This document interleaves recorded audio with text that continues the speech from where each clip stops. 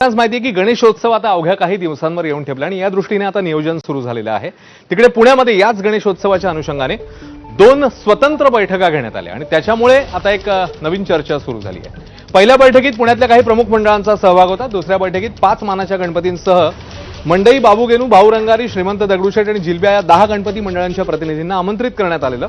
मात्र 2 स्वतंत्र बैठका घेण्यास काही मंडळांनी आक्षेप घेतला। पुन्हा एकदा 5 मानाचे गणपती आणि मोजक्या मंडळांनाच महत्त्व दिलं जात असल्याचा आरोप या मंडळांकडून करण्यात येतोय। एवढंच नव्हे तर बैठकांमध्ये असलेल्या मेन्यूवरूनही आक्षेप घेण्यात आलाय।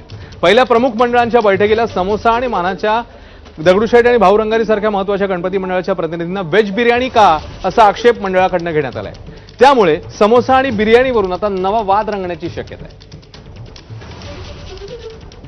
ही अपमानास्पद वागणूक आहे आणि म्हणून त्यावेळेला मग पुन्हा एकदा सगळ्यांनी एकत्र संदीप कर्णिक साहेबांनी सगळं इथे चहा वगैरे दिला असेल आणि गंमत काय माहिती आहे का, म्हणजे तुम्ही एकदा तपासून घ्या, आम्हाला सगळ्यांना जी सर्वसाधारण मंडळ आहेत त्यांना 4 जणात 1 समोसा तो द्यायचा अधिकार त्यांचा आहे आणि या 10 मंडळांसाठी व्हेज बिर्याणी आलेली दिसतीये।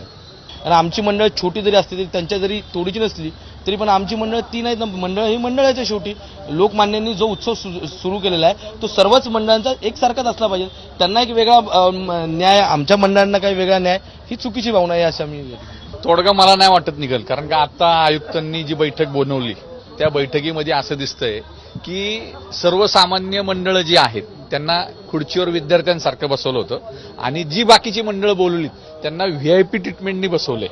मग ह्यामध्ये तोडगा नक्की कायदा व सुव्यवस्था कोण राखणार?